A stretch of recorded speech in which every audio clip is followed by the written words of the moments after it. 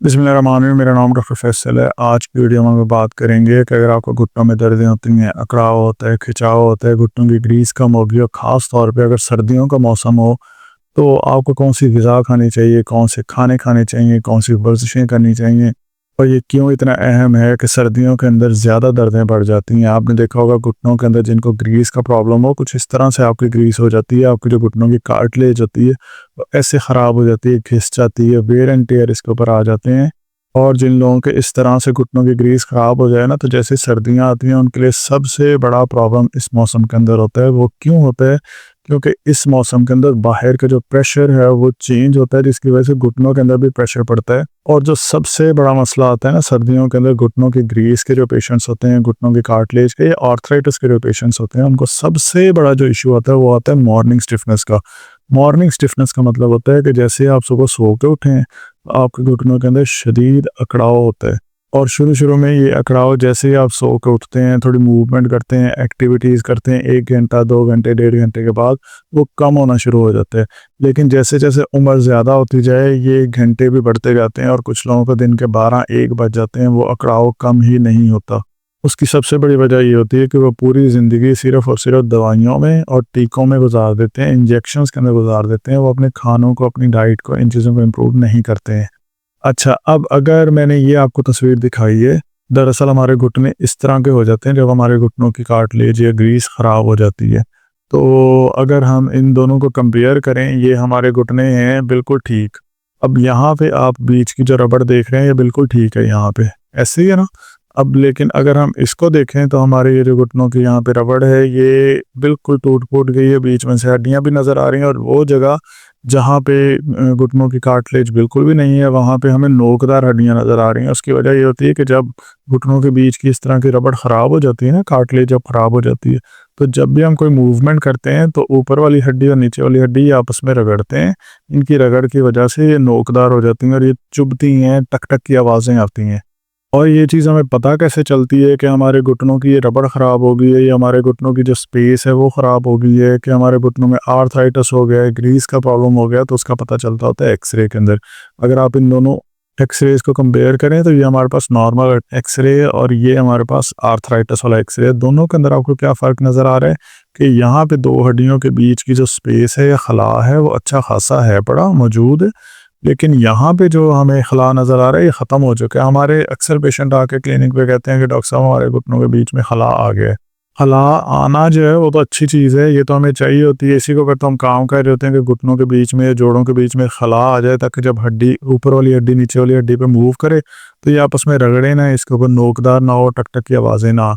तो अगर ये खला ख़त्म हो जाए ना तो फिर हमारे लिए प्रॉब्लम होता है। प्रॉब्लम क्यों होता है कि जब हम चलेंगे तो अब ये दोनों हड्डियाँ आपस में टच हो रही हैं, तो हमें प्रॉब्लम होगी, हमारी हड्डियाँ नोकदार हो जाएँगी। ये देखें, अब यहाँ आपको अगर इस तस्वीर से नज़र आ रहा होगा, ये हमारा नॉर्मल जॉइंट है। अब बीच में खला देख रहे हैं कितना अच्छा खासा यहाँ पे मौजूद है, लेकिन यहाँ देखें इधर खला बिल्कुल ख़त्म हुआ हुआ है। अच्छा, अब इस खला के ख़त्म होने की वजह से आपको यहाँ पे जो हड्डियाँ आपको यहाँ पे साइड पे नज़र आ रही है, नोक से निकली हुई है, ये नोक निकली हुई है, यहाँ नोक निकली हुई है। हम सारे अपने एक्सरे के अंदर देख सकते हैं कि हमारे घुटने जो है वो कौन सी स्टेज के ऊपर हैं, या कितना वो ख़राब हो चुके हैं, या कितनी उसकी स्पेस लॉस हो चुकी है। और ये जितने नोकदार पॉइंट्स बने हुए होंगे ना, ये जितने ऑस्टियोफाइट्स बने हुए होंगे, इस पे डिपेंड करेगा आपका ट्रीटमेंट, कि आपकी थेरेपी होगी, आपको इंजेक्शन लगेंगे, पीआरपी होगा, या फिर आपका घुटना ये मुकम्मल चेंज होगा। तो इसकी स्टेजेस का पता करते हैं इस तरह से, अगर आप इस तस्वीर को गौर से देखें जी। तो अब ये हमारे पास नॉर्मल स्टेज है, यहाँ पे हमारे पास स्पेस वगैरह ठीक है। हमारे जोड़ में स्टेज 1 के अंदर भी स्पेस ठीक होती है, लेकिन थोड़ी-थोड़ी चेंजेस आना शुरू हो जाती हैं और ये स्टार्ट होता है अराउंड 30, 35, 40 की उम्र के अंदर। और अक्सर लोग जब अपनी डाइट को ठीक नहीं रखते ना, वो आखिरी स्टेज में भी 40-45 में पहुँचे हुए होते हैं, फीमेल्स में ख़ास तौर पे। अच्छा, अब ये जो स्टेज 2 है इसके अंदर नोकदार पॉइंट थोड़े से ज़्यादा बनना शुरू हो जाते हैं, और स्टेज 3 के अंदर आपको स्पेस भी काफ़ी कम नज़र आती है, हड्डियाँ भी कमज़ोर हो जाती हैं और नोकदार पॉइंट भी ज़्यादा बन जाते हैं। जबकि स्टेज 4 के अंदर जो घुटने आलमोस्ट एक दूसरे के साथ जुड़ जाते हैं और यहाँ पे घुटनों की कार्टिलेज और ग्रीस कम्प्लीटली ख़राब हो जाती है। और इस तरह के केसेस के अंदर जिनको स्टेज 4 का आर्थराइटिस हो, वो एक्सपेक्ट करें कि मैं उन्हें कोई डाइट बता दूँ या कोई दवाई बता दूँ, इवन कोई टीका बता दूँ कि ये इनके बीच भी हैं जो घुटनों की कार्टिलेज है वो वापस आ जाएगी, ऐसा मुमकिन नहीं होता। अगर ऐसा हो सकता कि आपको टीका लगा के, इंजेक्शन लगा के या दवाइयाँ दे के या ग़िज़ा खिला के हम इस कार्टिलेज को दोबारा बना लेते, तो फिर हमारी इस दुनिया में से ये वाला जो ऑपरेशन है ना, ये तो बिल्कुल ही ख़त्म हो जाना चाहिए था। आप खुद इस चीज़ को समझने की कोशिश करें। अब ये जो ऑपरेशन होता है ना, इसे कहते हैं टोटल नी रिप्लेसमेंट। ये तब होता है जब हमारे घुटनों की कार्टिलेज बिल्कुल ख़राब हो जाए, बीच में स्पेस भी ख़त्म हो जाए, फिर इस हिस्से को और इस हिस्से को कट करके यहाँ पे बीच में जोड़ डाल दिया जाता है। अच्छा, और इस सर्जरी के बारे में लोगों को ना बहुत ज़्यादा ये खौफ होता है कि हमने ये सर्जरी नहीं करानी है, ये तो बहुत मुश्किल है। वैसे मेरा फील्ड है रिहेबिलिटेशन का, मैं सर्जन नहीं हूँ, लेकिन मैं आपको एक बात बताऊँ, मैं गुरकी हॉस्पिटल लाहौर में रहा हूँ। वहाँ पे हमारी रोटेशंस होती थी, हमारे कॉलेज का एफिलिएटेड हॉस्पिटल भी वही था। तो मैंने बहुत सारे ऐसे लोगों को देखा है। इवन हम लोग यहाँ पे मुल्तान में मेरा क्लिनिक है, यहाँ पे भी पोस्ट ऑपरेटिव जो थेरेपीज़ होती हैं, जो रिहेबिलिटेशन होती है, जो सर्जरी करा के आ जाते हैं, मैंने बहुत अच्छे इसके रिजल्ट्स देखे हैं। इसके रिजल्ट उनमें अच्छे होते हैं, एक तो जिनकी उम्र 60 साल तक हो, यानी कि ये ना हो कि 70-75 की उम्र के अंदर आप जो है ना इस सर्जरी की तरफ जा रहे हो। नंबर 2, आपको शुगर ना हो, डायबिटीज़ ना हो। अगर डायबिटीज़ है और वो कंट्रोल्ड है फिर भी आप करवा सकते हैं, लेकिन अगर वो कंट्रोल नहीं है ना तो फिर बहुत बड़ा रिस्क है, फिर नहीं करवाना है आपने। अगर ये अनकंट्रोल्ड डायबिटीज़ आपको, तो अगर कंट्रोल डायबिटीज़ है या शुगर नहीं है, 60 साल उम्र है, स्टेज 4 का आर्थराइटिस है, अच्छी जगह से आप टोटल नी रिप्लेसमेंट की तरफ जाएं, अपना नया जोड़ डलवाएं और उसके बाद आपने आगे से थेरेपी कंटिन्यू करवानी है। इसके फ़ायदे होते हैं। लेकिन अगर आपने कट लगवा के, ये हड्डी कटवा के, यहाँ पे नया जोड़ लगवा के और आके घर में बैठने और कोई मूवमेंट नहीं करनी, कोई आपने फिजियोथेरेपी नहीं करवानी, एक्सरसाइजेज नहीं करवानी, रिहेबिलिटेशन नहीं करवानी, फिर आपको जो चीज़ें मैं अब बताने लगा हूँ, आप अपनी डाइट को इम्प्रूव करें, चाहे टीके लगवा रहे हैं, चाहे पेन किलर खा लें, फिर आप इस सर्जरी की तरफ ना जाएं। ऐसे लोग जो ये सर्जरी करवा लें, रेगुलर थेरेपी आगे नहीं करवाते, ये सर्जरी फेल हो सकती है और बहुत ज़्यादा उल्टा इसका नुकसान हो जाएगा। तो प्रॉपर प्लान के साथ और मशवरे के साथ आपने ये काम करना है। अच्छा, अब जब हमारे घुटनों के अंदर दर्दें होती हैं ना, तो जो सबसे कॉमन एक प्रॉब्लम आती है वो है हमारे घुटनों के अंदर सोजिश। अब जो घुटनों के अंदर सोजिश आती है, घुटनों में सोजिश की बहुत बड़ी वजह होती है क्योंकि घुटने के अंदर जख्म हो जाते हैं, चोटें लगती हैं ना। तो हमारे जब चोटें किस तरह लगती हैं, जब हम उठ के वॉशरूम जा रहे हैं तो हमारे घुटने में से टक टक की आवाज़ें आ रही हैं, रगड़ आ रही है। ये जब टक टक की आवाज़ें आ रही है ना, हड्डियाँ आपस में रगड़ रही हैं, इसकी वजह से चोट लग रही होती है। और ये चोट लगने की वजह से हमें जो सबसे पहला जो साइन नज़र आता है ना बाहर अपनी बॉडी के ऊपर, वो होती है सोजिश, इन्फ्लेमेशन। अब इस इन्फ्लेमेशन को ठीक करना है आपने। जो चीज़ आप लोग सर्दियों के अंदर ले सकते हैं उनमें ख़ास तौर पे मछली है, मछली को अपने खानों में ऐड करें। ओमेगा 3 फैटी एसिड है, विटामिन B12 है, मेथी कोबाल के जो इंजेक्शन आप ले रहे होते हैं, इसमें ये जो कोबाल वर्ड है इसका मतलब कोबालामीन है। कोबालामीन विटामिन B12 का दूसरा नाम है और विटामिन B12 आपको मछली में से मिलता है, ओमेगा 3 फैटी एसिड मिलता है। इसे आपने लाजमी लेना है, आपके घुटनों के कार्टिलेज के लिए भी बहुत अच्छा है और घुटनों में सोजिश को कम करने के लिए ये एंटी इन्फ्लेमेटरी फूड है। इसके बाद आपने हल्दी का इस्तेमाल करना है और इसके बाद अदरक का इस्तेमाल करना है, लहसुन का इस्तेमाल करना है, जिसके अंदर लाइसिन होता है जो कि आपके जिस्म में इन्फ्लेमेशन को, सोजिश को कम करता है। और आपने जैतून के तेल का इस्तेमाल करना है। अलसी के बीज या फ्लैक्स सीड्स को आपने इस्तेमाल करना है, ये बहुत अच्छे होते हैं, ये एंटी इन्फ्लेमेटरी होते हैं। इनको डायरेक्टली आपने चम्मच के साथ नहीं खाना है, पीस के कोई भी सैलेड बना हुआ है या कोई चीज़ अगर घर में बनी हुई है उसके ऊपर छिड़क लें, लाइक दही के ऊपर छिड़क के आप लोग ले सकते हैं, सैलेड के ऊपर छिड़क के ले सकते हैं। इसको डायरेक्टली नहीं खाना है, पीस के इस्तेमाल करना है। इसके अलावा अब जो दूसरा मसला आता है जो मैंने आपको बताया ना, मॉर्निंग स्टिफनेस का, अकड़ाव का, जब आप सुबह सो के उठे हैं घुटना अकड़ा हुआ है, घुटना उनमें ज़्यादा अकड़ता होता है जिनको पानी की कमी हो। सो आपने पानी की कमी अपने जिस्म के अंदर नहीं होने देनी, हाइड्रेशन को कवर रखना है। तो जितना हो सके पानी का इंटेक आपने ज़्यादा करना है। नंबर 2, आपने जैतून का तेल का इस्तेमाल करना है, क्योंकि जो जैतून का तेल है ये भी हमारे घुटनों के अंदर अकड़ाव को कम करता है। इसे आप अपने खानों में भी इस्तेमाल करें और इसकी अपने घुटने के ऊपर हल्की हल्की सी मालिश भी करें, ये आपके घुटने के अकड़ाव को काफ़ी हद तक कम कर देगा। और इसके अलावा जैसे मैंने आपको पहले अलसी के बीज का बताया, इस तरह से आपने चिया सीड्स को भी ऐड करना है अपने खानों के अंदर, ये भी आपके घुटनों के अंदर अकड़ाव को भी काफ़ी हद तक कम कर देगा। इसके बाद जो तीसरा सबसे बड़ा मसला आता है वो होता है कि घुटनों की ये जो कार्टिलेज है अब इसको दोबारा कैसे बनाएं। एक चीज़ आप अपने माइंड में बिठा लें कि इस कार्टिलेज को दोबारा बनाना बहुत मुश्किल होता है, ये मैकेनिकल प्रॉब्लम होता है। کیونکہ اس کارٹلیج کی کوئی خون کی سپلائی نہیں ہوتی، اس کے پاس کھانے نہیں پہنچ سکتے، بلڈ ہی نہیں جاتا اس کے پاس، اسی لیے جن کا ایک دفعہ خراب ہو جائے اس کو ریپیئر کرنا بڑا مشکل ہوتا ہے، اسی لیے نئے جوڑ ڈلتے ہیں۔ اور لوگ کہتے ہیں کہ ہم نے پی آر پی کا انجیکشن لگوایا، ہمارے نا کسی بندے نے کہا تھا پی آر پی کروائیں گے نا یہ کارٹلیج دوبارہ بن جائے گی۔ کارٹلیج دوبارہ نہیں بنتی ہوتی، کارٹلیج کو بنانا بہت مشکل ہے۔ پی آر پی انجیکشن سے یہ ہو سکتا ہے کہ وہاں پہ نئی بلڈ ویسلز بن جائیں گی، خون کی نالیاں بن جائیں گی، کیونکہ آپ کے ہی جسم کا بلڈ لے کے، خون لے کے اس میں سے پلیٹلیٹ کو الگ کر لیا جائے گا، اور پلیٹلیٹ جو ہے نا وہ ایسا پلازما، ایسا خون کا پانی جس میں پلیٹلیٹ زیادہ ہوتے ہیں وہ واپس آپ کے جوڑ میں ڈال دیا جائے گا۔ اس کا فائدہ یہ ہوتا ہے کہ جہاں پہ بھی پلیٹلیٹ زیادہ ہوتے ہیں نا وہاں پہ خون کی نالیاں زیادہ بن جاتی ہیں، یعنی کہ خون کا بہاؤ زیادہ ہو جاتا ہے۔ لیکن ہماری یہ جو کارٹلیج ہوتی ہے نا، یہ جو ہماری گریس ہوتی ہے، اس کی خون کی نالیاں ہی نہیں ہوتی، اس کی بلڈ ویسلز ہوتی ہی نہیں ہیں، یہ اے ویسکولر ہوتا ہے، تو جس کی وجہ سے دوبارہ بننا بڑا مشکل ہوتا ہے۔ آپ کے ذہن میں اگر یہ ہے کہ پی آر پی کرانے سے آپ کی کارٹلیج دوبارہ بن جائے گی، اچھا میں نے اکثر ایسے کیسز دیکھے ہیں کہ ان کی نا گھٹنوں کی دردیں کم ہو جاتی ہیں پی آر پی کے بعد، لیکن اگر آپ کے ذہن میں یہ ہے کہ میری کارٹلیج دوبارہ بن جائے گی، ایسا پاسبل نہیں ہوتا، ٹھیک ہے۔ گھٹنوں کی درد میں آپ کو تھوڑی بہت فرق نظر آ سکتا ہے، وہ پرسن ٹو پرسن ویری کرتا ہے، کچھ لوگوں کو کم ہوتا ہے، کچھ لوگوں نے کروایا ہوتا ہے اور انہیں فرق نہیں پڑتا۔ اگر آپ میں سے کسی نے بھی کروایا نا تو نیچے کمنٹس میں ضرور بتائیے گا، تاکہ عام عوام کو، دوسرے لوگوں کی بھی ہیلپ ہو سکے جو کہ اس طرف جانے کا سوچ رہے ہیں۔ اور اس کے علاوہ آپ کو کوئی بھی ایکسپیرینس رہا ہو کہ آپ نے کیسے گھٹنوں کی دردوں کو کم کیا، یا آپ کیا کیا کر رہے ہیں اور کیا کیا آپ ٹریٹمنٹ کرا چکے ہیں جس سے آپ کو کم نہیں ہوا، نیچے لازمی بتائیے گا، کیونکہ یہاں پہ بہت سارے لوگ آئیں گے دیکھنے کے لیے آپ کے کمنٹ سے، ان کو بھی بہت زیادہ ہیلپ ہو سکتی ہے۔ اور میری ان ویڈیوز بنانے کا مقصد بھی یہی ہے کہ اویئرنیس ہو سکے، آپ لوگوں کو پتہ چل سکے کہ کون کون سے ایسے آپشنز ہیں جو کہ ہم اپنے کھانوں کے ذریعے بھی لے سکتے ہیں، تھیراپی سے لے سکتے ہیں، ورزش سے لے سکتے ہیں، instead of going for the chemicals, ٹھیک ہے۔ اچھا، اب جو تیسرا مسئلہ، پہلے ہم نے سوزش کی بات کی، اکڑاؤ کی بات کی، تیسرا مسئلہ ہمارے گھٹنوں کے اب کارٹلیج۔ اب اس کو بنانے کے لیے نا میں جو اپنے پیشنٹس کو بہت زیادہ ریکمینڈ کرتا ہوں، اور میرے پیشنٹس نے ہی آ کے مجھے جو بتایا ہے کہ یہ چیز ہے جس سے ہمیں بہت زیادہ فائدہ ہوا ہے، وہ ہے ہڈیوں کا شوربہ۔ جو بڑا گوشت ہے چاہے چھوٹا گوشت ہے، اس کی جو ہڈیاں ہیں اس کی جو یخنی ہے، اسے ہم بون بروتھ کہتے ہیں انگلش کے اندر، تو آپ نے بون بروتھ کا استعمال کرنا ہے زیادہ سے زیادہ۔ یہ آپ کے گھٹنوں کے اندر موجود کارٹلیج کے اندر بہت زیادہ واضح آپ کو فرق دے گا۔